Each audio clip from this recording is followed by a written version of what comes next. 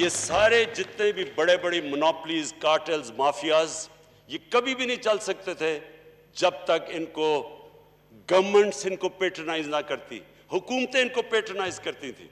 ये जो sugar mill mafia, ये जो सारी शुगर माफिया है, कौन इसमें बैठे हुए ऊपर? मैं भी सोचूं कि आसिफ ज़रदारी की भी शुगर मिल्स हैं, नवाज शरीफ की भी शुगर मिल है। भाई आपकी शुगर मिल्स हैं क्यों? जब आप गौर से जब पता चलता है तो क्यों शुगर मिल है? ब्लैक का पैसा वाइट करने के लिए शुगर मिल्स बनी हुई है। तो ये एक जगह नहीं है स्पीकर साहब, ये हर जगह है। हम आहिस्ता आहिस्ता पहुंच रहे हैं।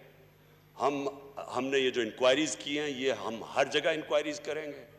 हमने हर जगह ये जो लोग इस मुल्क को एक्सप्लॉइट करते हैं, इनके पीछे जाएंगे। यहाँ एक्टिंग ऑपोजिशन लीडर ने तंज किया, उससे मुझे बाकी चीज़ें तो मैं माइंड नहीं करता इनकी, क्योंकि वो बड़ी अच्छी वो सेइंग है कि it's not what is said, who says it. क्या कौन बात कर रहा है? तो जो ये लोग हैं, इनकी तो मुझे बातों का इसलिए फ़र्क नहीं पड़ता क्योंकि मुझे तो इनका सारा अगला पिछला पता है। लेकिन वो एक मेरी बड़ी अच्छी थियरी है इस तरह के लोगों के लिए, माइंड ओवर मैटर, क्योंकि मैं माइंड नहीं करता ये, क्योंकि ये मैटर नहीं करता है, इसलिए मुझे इसकी फिक्र नहीं है। लेकिन इसने जो तंज किया, बड़ा आशिक रसूल बन गया। देखें, यही आदमी, ये फॉरेन मिनिस्टर था, ये जाते हैं वॉशिंगटन, वहाँ एशिया सोसाइटी को वो इंटरव्यू कर रहे थे।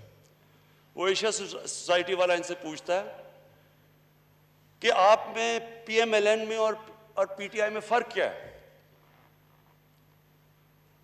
बड़े अपना सूट शूट पहन के बता के कि हम लिबरल हैं और ये दीनी जमात के साथ हैं, यानी हम पीटीआई दीनी जमातों के साथ है और ये लिबरल है। ये लिबरल हैं, लेकिन सिर्फ एक तरह, ये लिबरली करप्ट है। मुझे स्पीकर साहब, मैं क्योंकि मैं मगरबी कल्चर को इन सबसे बेहतर जानता हूँ, मेरा क्रिकेट की वजह से टाइम गुजरा है। मैं आज आपको इस असेंबली के फ्लोर पे कहना चाहता हूँ, जितना नुकसान इस मुल्क की लीडरशिप ने पाकिस्तान को पहुँचाया है, हमारे इमेज को कोई दुश्मन नहीं पहुँचा सकता था। ये क्या करते हैं? मैं तब से सुन रहा हूँ, ये 1988 से मैं ये सुन रहा हूँ, जो जाता है मगरब में वो क्या कहता है, जनाब मुझे बचा लो। अमेरिकनों को कहता है कि मुझे बचा लो, मैं आपकी तरह लिबरल और मॉडरेट हूँ, बाकी ये सारे ये मुल्क में इंतहा पसंद हैं, अगर मुझे ना बचाए इंतहा पसंद पाकिस्तान को टेक ओवर कर लेंगे। ये कॉन्स्टेंटली आप कोई स्टेटमेंट उनकी उठा के देखें, ये सारे वहाँ जाके लिबरल बन जाते हैं, मॉडरेट बन जाते हैं, क्योंकि इनका ईमान नहीं है। मैंने जितनी आप एक एक मेरी स्टेटमेंट उठा के देख लें, वॉशिंगटन में, डेवोस में, न्यूयॉर्क में, यूनाइटेड नेशंस जनरल असेंबली में, मैंने हर जगह कहा कि मेरी विजन है पाकिस्तान को एक मदीना की रियासत के असूलों पर खड़ा करना। पाकिस्तान में जो सबसे ज्यादा जुल्म किया है, ये 30 साल की पॉलिटिक्स में, इन्होंने हमारी मोरालिटी खत्म कर दी, इन्होंने हमारी अखलाकियात ख़त्म कर दी। और मैं इस आदमी की अब बात करता हूं जो यहां अपने आप को डेमोक्रेट कहता है। यहां नवाज शरीफ तकरीर कर रहा था, ये इधर बैठा हुआ था। नवाज शरीफ अपनी तकरीर में कहता है, ये हैं वो दस्तावेजात जो बताएंगे कि लंदन के फ्लैट्स किधर से खरीदे गए। पैनामा में पकड़े गए, इनके नाम आ गया इनका, उससे पहले तो मानते नहीं थे, अब इन्होंने बताना था कि पैसा आया किधर से। यहां असेंबली में ये हैं वो दस्तावेजात। इसकी बदकिस्मती नवाज शरीफ की, इसको क्या पता था कि इसने सुप्रीम कोर्ट में चले जाना है। और वो मैं अपनी पार्टी को खास दाद देता हूं कि हमारी मूवमेंट की वजह से वो सुप्रीम कोर्ट पहुंचे। अब जब सुप्रीम कोर्ट पहुंच गए तो पता चला कि ये दस्तावेज तो फेक थे, ये तो जाली थे। और सुप्रीम कोर्ट में पकड़े जाना था, तो सुप्रीम कोर्ट में एक और जाली चीज आ गई, कतरी खाता आ गया। जो आदमी इस तरह झूठ बोले, मुल्क का सरबराह, वो झूठ बोले, और ये साहब यहां बैठ के कहते हैं मियां साहब फिक्र ना करें, लोग पैनमा को भूल जाएंगे थोड़ी देर के बाद। यानी कौम का पैसा चोरी करके मुल्क का सरबराह बाहर लेके जा रहा है। जो पैसा गरीबों का, जो स्कूलों पे, अस्पतालों पे खर्च होना है, वो मुल्क का प्राइम मिनिस्टर चोरी करके बाहर लेके जा रहा है। और ये साहब, ये जो अपने आप को डेमोक्रेट कहते हैं, कि मियां साहब फिक्र ना करें, आप जितना मर्जी लूटें, हम आपके साथ खड़े हैं। ये डेमोक्रेट्स नहीं है स्पीकर साहब, हम इनको डिग्निफाई करते हैं, इनको डेमोक्रेट्स कह के। इन्होंने हमारी मोरालिटी खत्म कर दी है इस मुल्क की। इनको आप, हम जब इतनी तकरीरें सुनते हैं, वो लोग जिनके ऊपर करप्शन के केसेस, जो करप्ट लोगों को डिफेंड करते हैं, वो कन्विक्ट हो गया पाकिस्तान के सुप्रीम कोर्ट से, ये कहता है जी मेरा वो लीडर है। तो ये बच्चे जो हमारे देख रहे होंगे, उनको क्या कोई अच्छे और बुरे की तमीज नहीं पता चलेगी। वो मौलाना रूमी की सहींग है कि कौम मरती तब है जब वो अच्छे और बुरे की तमीज खत्म करती है। मॉरली ये कौम जब मरती है, कौम मर जाती है। वहां तमाशे देखें, किसी के वो फेक अकाउंट्स है, वयान अली का और उधर बिलावल के साहब का एक ही फेक अकाउंट से पैसे, मैं जवाबदेही नहीं हूं, वो नैब में बुलाओ, मैं जाता ही नहीं हूं। या और देखें, एक 22 करोड़ का मुल्क का प्राइम मिनिस्टर एक नौकरी कर रहा है किसी दुबई की कंपनी के लिए।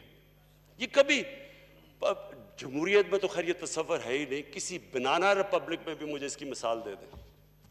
और वो जो कह रहे हैं कि मेरा लीडर है, वो मुल्क का defence minister, foreign minister, water and park minister, वो दुबई की 5 साल दुबई की कंपनी से 15-20 लाख रुपया ले रहा है महीने की तनख्वाह। इसका कोई तस्वर है? यानी मैं किसी भी डेमोक्रेसी के अंदर ये कुछ सोच भी नहीं सकता कि ये एक मुल्क से हो सकता है। कोई देता है किसी को, अच्छा अगली बात, कोई किसी को 5 साल 15-20 लाख रुपया देता है महीने की तनख्वाह। वो तनख्वाह नहीं मिल रही थी, वो कोई और चीज मिल रही थी। और ये है मसला इनका मसला ये है कि जल्दी से किसी तरह गवर्नमेंट चली जाए। पहले दिन से ना इन्होंने मुझे तकरीर करने दी, पहले दिन से जी गवर्नमेंट फेल हो गई। पहले तो एक घर को आप मकरूज कर दें, उसके ऊपर कर्जे चढ़ा दें, बिजली के बिल उसके ऊपर कर्जे चढ़ जाए, उसके गैस के बिल चढ़ जाए, वो घर बिल्कुल कंगाल करके, और फिर वो घर वाले आपको निकाल दें और आप घर वालों से जवाब मांगे, जी बताएं आपने घर कैसे कंगाल किया। पहले दिन से शुरू हो गई जी गवर्नमेंट फेल हो गई है। गवर्नमेंट जब ये 10 साल दोनों हुकूमत कर रहे थे, तब इनको नहीं पता चल रहा था कि जब 6 ट्रिलियन से मुल्क का कर्जा 30 ट्रिलियन पे जा रहा था, तब इन्होंने नहीं कभी कहा कि गवर्नमेंट फेल हो रही है, कि हम गिराना चाहिए जी गवर्नमेंट को। तब तो इकट्ठे हो जाते थे बचाने के लिए एक दूसरे को। अभी गवर्नमेंट को 20 भी नहीं हुए, पहले दिन से जी फेल हो गई। वो कभी वो कंटेनर पे सारे चढ़ जाते हैं, कभी कुछ है। इनके अंदर कॉमन क्या है? कोई अपने आप को लिबरल कहता है, कोई कहता है दीनी है, कोई कुछ है। खैर नून लीग का तो कुछ भी हो सकता है, कभी जिहादी भी बन जाएंगे, कभी जिहादियों से भी पैसे ले लेंगे, और कभी इंग्लैंड अमेरिका में लिबरल भी बन जाएंगे। इनका कोई दीन ईमान तो है ही नहीं। ये इकट्ठे एक ही पॉइंट पे हैं।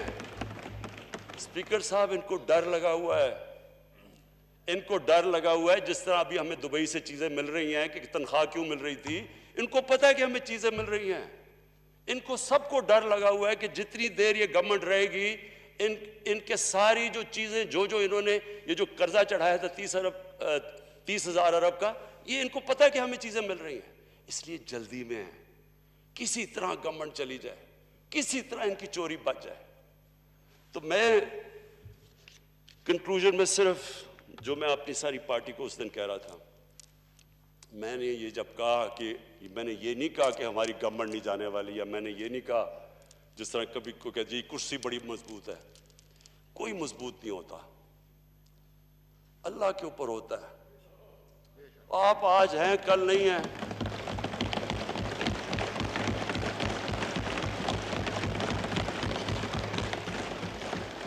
स्पीकर साहब, मैं अपने घर में रहता हूं, सारे अपने खर्चे बर्दाश्त करता हूं सिवाय ट्रैवल के और सिक्योरिटी के, जो कि मैं नहीं कर सकता। उसके अलावा सारे मेरे खर्चे सब कुछ मैं इसलिए करता हूं कि मुझे कभी कभी फिक्र ना हो अपनी कुर्सी छोड़ने की। कभी भी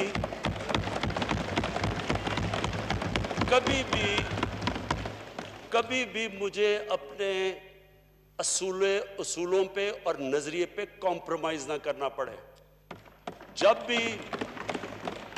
भी मुझे कहा गया कि जो हो ये चीनी माँ ये तो मुशर्रफ नहीं कर सका तो ये तो आपको गिरा देंगे, या भी पीआई की जी रिपोर्ट दबा दें। सोचे, मैं कहते पीआई की रिपोर्ट दबा दो, यानी आप अगर फेक नहीं ये पब्लिश करते हैं कि ये लोगों के फेक लाइसेंसेस है, यानी लोगों की जानों खतरे में। अगर कोई आपको पता हो रिपोर्ट में कि कोई फेक लाइसेंस है और आप ना करें, कोई क्रैश हो जाए, तो खून तो मेरे हाथों पे है, हम सारी कौम के ऊपर है। तो कभी भी, और मेरे यंग पार्लियामेंटेरियंस को मैं ये कहना चाहता हूं कि कभी भी आपको अपनी कुर्सी छोड़ने से घबराना नहीं चाहिए, कभी डर नहीं होना चाहिए।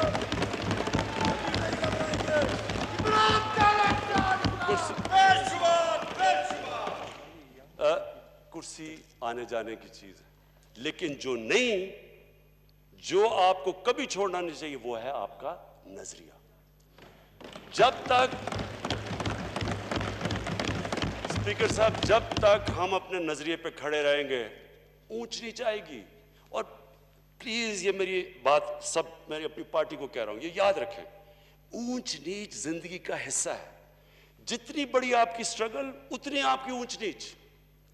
कोई आज तक दुनिया में किसी ने बड़ा काम नहीं किया जो ऊपर जाके नीचे नहीं गिरा, फिर खड़ा हुआ, फिर नीचे नहीं गिरा। यानी स्ट्रगल के बगैर आज तक किसी ने दुनिया में कोई काम नहीं किया।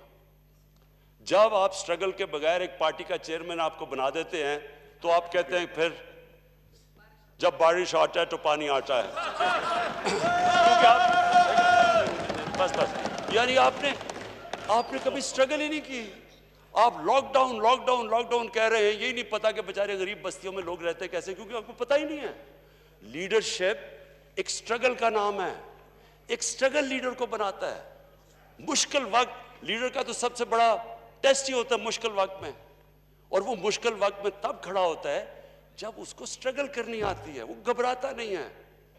इंशाल्लाह ये वो मुल्क बनेगा। मैं आज पेशन गोई आपके कर रहा हूं, ये मुश्किल वक्त है, इससे निकल के ये वो मुल्क बनेगा, ये फिर मिसाल बन जाएगा सारी डेवलपिंग वर्ल्ड के लिए, जो 1960s में हम एक वक्त पे मिसाल बने हुए थे।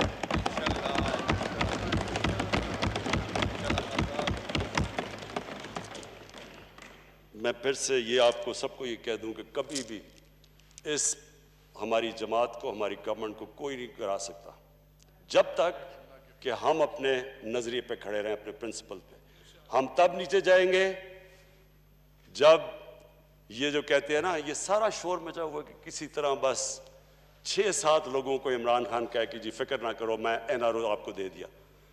जनरल मुशर्रफ की उस गवर्नमेंट इतनी बुरी नहीं थी, लेकिन जो उसने एनआरओ दिया उसने इस मुल्क को इधर खड़ा किया ला के। आप देख लें, एनआरओ से पहले पाकिस्तान की इकोनॉमी देख लें, सब कुछ देख लें, कर्जे देख लें।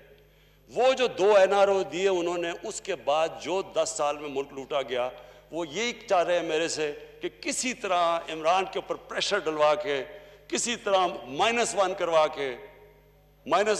के ये बच जाएंगे। इन्हें नहीं पता कि ये -1 हो भी गया तो बाकी भी कोई इनको नहीं छोड़ेगा इंशाल्लाह।